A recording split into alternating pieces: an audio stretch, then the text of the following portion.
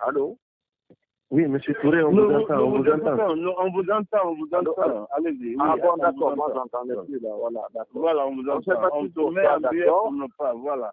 Allez-y. Voilà, d'accord. C'est pour vraiment nous permettre justement de défendre ces idées-là. En matière de développement, moi j'ai des idées parfaitement claires. Vous connaissez mon point de vue sur le développement de l'agriculture, pour plusieurs raisons. J'ai vécu dans un système qui est la Côte d'Ivoire, où le développement économique a été basé sur ce secteur-là. La comparaison elle est très facile à faire. Si vous prenez un secteur comme les mines, c'est un secteur vraiment qui ne crée pas beaucoup d'emplois. Vous prenez par exemple comme ça, si vous faites un chiffre d'affaires de 400 ou de 500 millions, vous avez de dollars, vous avez à peu près 4 000, 3 000 employés qui sont là, un chemin de fer, ainsi de suite. Vous faites la même chose dans le coton, vous allez employer 400, 500 000 personnes. Vous comprenez? Cela change complètement la donnée parce que non seulement vous allez créer de l'emploi, mais vous allez donner directement accès à de l'argent par les paysans qui ont produit ce coton. J'ai fait en 96, quand je suis arrivé, la production cotonnière était de 8 000 tonnes. Je l'ai fait porter à 40 000 tonnes. Mais avec 40 000 tonnes de coton, nous étions déjà pratiquement à 70 000 personnes qui étaient concernées. Non seulement ils travaillaient le coton, il y a ceux qui faisaient de l'engrais, il y a ceux qui se préparaient déjà pour que les usines d'égrenage puissent se mettre en place avant qu'on arrive aux filatures. Je suis en train de parler de train parce que nous pensions atteindre 200 ou 300 000 tonnes pour dire qu'il faut qu'il y ait le train maintenant pour que tout ça soit sorti dans des conditions idoines. Le développement économique, ce sont ces choses-là. Et c'est ce qui me tient particulièrement à cœur en ce qui me concerne. Je ne dis pas que nous ne devons pas faire les mines. C'est une opportunité qui nous a été offerte par la nature. Nous allons en profiter. Il faut qu'on puisse le faire. Mais elle est nettement moins inclusive, c'est-à-dire moins productive d'emploi. Et en plus, elle a un grand défaut. Il a un grand défaut, le secteur minier. C'est que l'argent rentre au trésor public. Et quand l'argent rentre au trésor public, qu'est-ce qui se passe? Les fonctionnaires le détournent. Alors que le coton que vous avez acheté à M. Kaba ou à M. Touré dans son champ, vous ne pouvez pas détourner ça parce que vous ne prendrez pas son coton si vous ne donnez pas l'argent. Donc le développement se généralise beaucoup plus facilement. Et le secteur agricole, c'est aussi l'alimentation. Nous avons aujourd'hui de très grandes difficultés en ce qui concerne la nourriture dans notre pays. Je pense que ce sont des choses qui me tiennent à cœur. Il y en a d'autres, hein. Je peux parler de beaucoup d'autres éléments, notamment en ce qui concerne la formation. Tout ce dont nous parlons pour le développement économique d'un pays, je dis bien tout. Il y a un problème de fond qu'il faut toujours retenir, c'est l'éducation et encore l'éducation.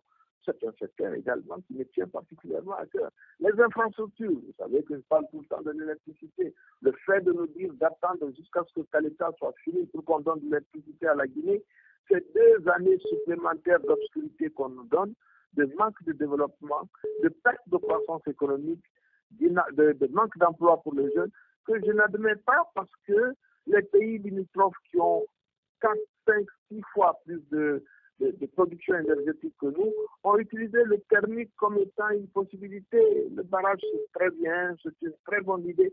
Malheureusement, c'est lent. Et pendant qu'on attend que cela arrive, les gens ne vont pas mourir dans les hôpitaux, dans les sociétés, dans les industries.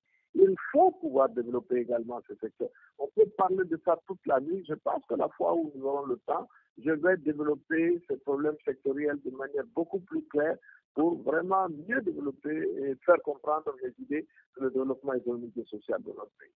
Malheureusement, on n'a pas beaucoup de temps que ça, mais en tout cas, je vous donne au moins 3 secteurs, l'éducation, les infrastructures de base et l'agriculture. D'accord, M. Touré, vous allez nous dire quand est-ce que vous pourrez effectivement nous accorder au moins 3 heures pour qu'on puisse débattre de ces 3 secteurs très importants, ne serait-ce qu'1 heure par secteur.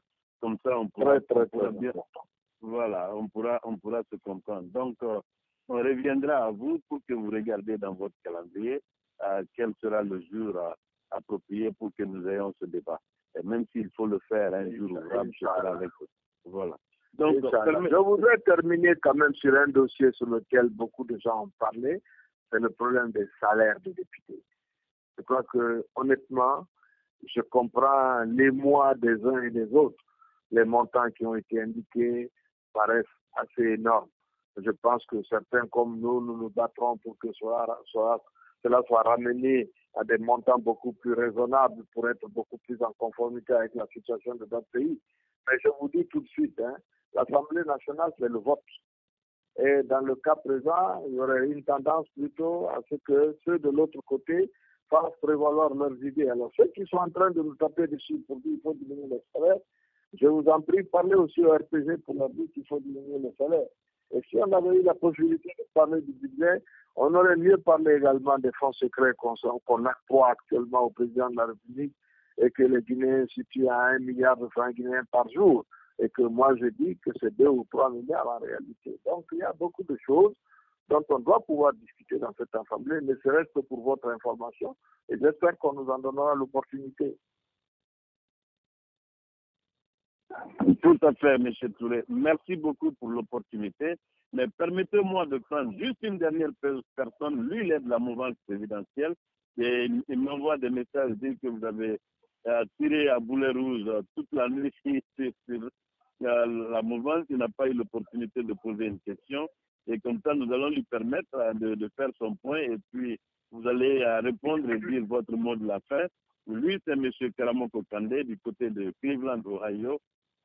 Si il nous entend, son micro est ouvert, il pourra aller droit à la question. Monsieur Kandé, allez-y s'il vous plaît. Alors, Monsieur Siri, vous m'entendez? Oui, on vous entend maintenant. Allez-y, vous avez... Je dis bonsoir à Monsieur Touré. Je le remercie d'être... Merci, je vous écoute. Oui, moi, le débat est Ohio. Il n'y a pas de... Monsieur Touré, merci beaucoup. Monsieur Touré, vous savez, le paradoxe, quand nous prenons le curriculum vitae de M. Touré, qui est un économiste, qui a fait ses preuves ailleurs, en Guinée, partout, nous avons l'impression que M. Touré maîtrise le développement socio-économique de notre pays. Mais parallèlement, M. Touré nous dit qu'il n'y a pas d'espoir avec la gouvernance du professeur Alpha Condé pour demain. Alors que ceux-là qui régularisent l'économie mondiale, ceux-là qui ont des vrais indices de développement nous disent que en 2014, le PIB guinéen ira jusqu'à 4,5 et que ce serait satisfaisant. Ceci nous félicite, nous remercie, nous encourage et nous donne de l'argent. Alors, nous, citoyens lambda, quand nous faisons un parallèle entre ceux-là qui nous apprécient et par rapport à M. Touré qui dit qu'il n'y a pas d'espoir, nous ne savons pas à quel vent se confier. M. Touré, je voudrais que vous convainquiez les Guinéens sur la mauvaise gouvernance du professeur Alpha Condé. Mais jusqu'à présent, vous n'êtes pas parvenu à nous convaincre. Parce que vous n'avez pas donné d'indice réel qui permet aux Guinéens de comprendre qu'il y a le désespoir. Donc, vous ne nous convainquez pas. Vous parlez en tant que politicien. On vous comprend, d'accord. Monsieur Touré, ma question est la suivante. J'ai deux petites questions. Ma première question, nous venons d'apprendre qu'il y a encore la formation d'un groupe extra-parlementaire qui sera du côté de l'opposition. Qu'en dites-vous? Parce que c'est une première fois d'entendre parler d'un groupe extra-parlementaire du côté de l'opposition. C'est ma première question. Ma deuxième question, M. Touré, par rapport aux élections qui s'annoncent, est-ce que vous voudriez aller avec l'ancien fichier qui nous a permis d'aller aux législatives ou est-ce qu'il faut changer le fichier électoral? Je vous remercie. Tu as posé beaucoup de questions en même temps, hein, vraiment. Ce n'était pas quelque chose pour conclure. Je n'ai posé que deux questions. Trois. Donc, une analyse. La première partie, c'était un constat. Je ne sais pas si c'est par là qu'il faut commencer. Je voudrais vous dire une chose vraiment très claire. Je ne serai jamais de mauvaise foi quand il s'agit de parler de la situation économique de la Guinée. Mais alors vraiment, jamais. Nous avons actuellement, officiellement, en matière provisionnelle, une croissance de 2,5%. Corrigé, il est à moins de 2%. La croissance, c'est la richesse qui a été créée au cours de l'année. Mais cette croissance avait été aussi projetée à 4,5%, mais elle se retrouve à moins de 2%. Donc la projection de 2014, il ne faut pas penser que c'est vraiment arrivé au bout. Nous avons eu une réunion avec la mission du Fonds monétaire à l'Assemblée nationale la fois dernière, et je peux vous dire que nous avons eu à échanger sérieusement. Je vais vous dire exactement où nous en sommes aujourd'hui. Nous en sommes dans une situation de paupérisation. Pourquoi? Parce qu'avec une croissance de 2% et une augmentation de la population de 3 et quelques pourcents, vous comprenez très bien, il n'y a pas besoin de faire de correction. Mais si vous corrigez cela également avec une inflation à 2 chiffres, la population est réelle. Si vous étiez à Conakry, vous vous rendrez compte que nous n'avons toujours pas depuis 3 ans de fourniture d'électricité. Vous êtes dans l'Ohio, je vous souhaite vraiment d'y être et puis surtout qu'il fait froid en ce moment. Mais si vous n'avez pas d'électricité dans le monde moderne, soyez d'accord avec moi que vous ne pouvez rien produire, vous ne pouvez pas conserver vos affaires, vous ne pouvez pas faire tourner une industrie, vous ne pouvez pas faire tourner les PME, vous ne pouvez même pas conserver les manques que vous avez pu produire pour pouvoir les exporter dans de bonnes conditions. Donc, ceci retarde également la croissance de notre pays. Je l'ai dit, le Fonds monétaire a donné un document qui est très clair, qui dit que si la Guinée veut s'en sortir, il faut qu'elle ait une croissance d'au moins 7,5% pendant 10 à 20 ans pour pouvoir décoller réellement. Si vous projetez des croissances à 4,5 et que vous n'en faites que 2, je n'ai pas besoin de vous dire que nous sommes en train de nous appauvrir. Ça, ce sont les chiffres, ce sont les faits. Ce n'est pas moi qui les ai produits. C'est la Banque centrale et le Fonds monétaire international. Le Fonds monétaire international vous dit, écoutez, vous nous avez donné un programme, mais on a vu que vous êtes en train de faire des efforts là-dessus. Le Fonds ne fait pas de développement, il fait un cadrage macroéconomique et financier. Le développement, c'est du ressort de l'État. C'est nous qui devons créer de la croissance, c'est nous qui devons créer de l'emploi, c'est nous qui devons satisfaire les besoins de nos populations. Sur ces questions-là, je suis désolé, quand vous êtes ici, vous saurez que FIA est fermé depuis 2 ans, que Sotelgué est fermé depuis 2 ans, que les grands moulins de Guinée sont fermés, que Nestlé Guinée est fermé, ainsi de suite. C'est ça la réalité de la vie quotidienne à Conakry.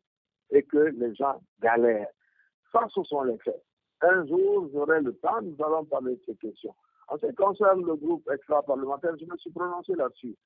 Quel que soit le positionnement de ce groupe, les gens sont libres de se réunir entre eux et de décider que dorénavant, ils vont pouvoir intervenir dans le débat politique sous telle ou telle appellation. Cela fait partie de la démocratie. Moi, je ne vois aucun problème par rapport à ça. Donc, j'espère bien qu'ils participeront de manière optimale à ce que nous sommes en train de faire et qu'ils apporteront leur grain de sel pour faire en sorte que les choses puissent aller de l'avant. Maintenant, je crois qu'il y a une troisième question, je ne me rappelle plus, je te suppose. Voilà, allez-y, M. Kandé, rapidement pour qu'il termine ça, s'il vous plaît. C'est par rapport aux élections législatives, aux élections communales. Ah oui, voilà, vous avez parlé du fichier électoral. Oui, le fichier électoral, on aurait souhaité le changer. Normalement, ce que nous essayons de faire, c'est que dans le cadre le cadre de concertation qui doit être mis en place, que nous puissions nous assurer que cette fois-ci, le RPG ne va pas s'emparer de la logistique de la CENI, de tenir entre ses mains les fichiers, les listes électorales, mais également les bulletins de vote, les PV, les encres indélébiles. Si un parti qui est avec vous, candidat en même temps, peut avoir tout cela, ils peuvent proclamer le résultat parce qu'ils sont capables de fabriquer beaucoup de choses. Donc, nous allons faire en sorte que nous puissions bloquer le maximum de choses par rapport à cela. Et il s'agit également des élections de proximité. Il va y avoir 304 CRD qui vont s'ajouter aux 38 circonscriptions, ce qui va nous faire près de plus de 340 communes avec des maires. Et chaque commune est un cas particulier. Donc, nous allons faire en sorte que les gens, chez eux, là où ils sont installés, se battent pour qu'ils puissent élire les élus dont ils ont besoin pour pouvoir faire avancer, parce qu'il s'agit de mairie. C'est moins politique, c'est beaucoup plus quelque chose qui va dans le sens, si vous voulez, de la société civile, des besoins des populations à la base. Je pense que ces populations se mobiliseront beaucoup mieux pour ces élections-là. Ce qui est prévu dans l'accord cadre que nous avons signé, disons, le 3 juillet, c'est que pour la présidentielle, il faut un nouveau fichier électoral, un nouvel opérateur. This conference is being recorded. Voilà ce que je peux vous dire pour le moment. Je vous remercie vraiment tous d'avoir participé au débat. Et je voudrais rejoindre les autres qui m'attendent depuis. Et vraiment, merci, à très bientôt. Je prendrai le temps de trouver avec Chérif ces 2 ou 3 heures de temps pour qu'on discute de ces questions économiques sur la Guinée. Merci beaucoup. Merci, Monsieur le Président, et portez-vous bien. Et par la grâce de Dieu, nous resterons en contact avec vous pour coordonner effectivement ce débat. Merci à vous et bonne nuit et bien sûr de la famille. Voilà. Chers auditeurs, merci Your call pour... will be disconnected. Please enter the phone number you wish to reach.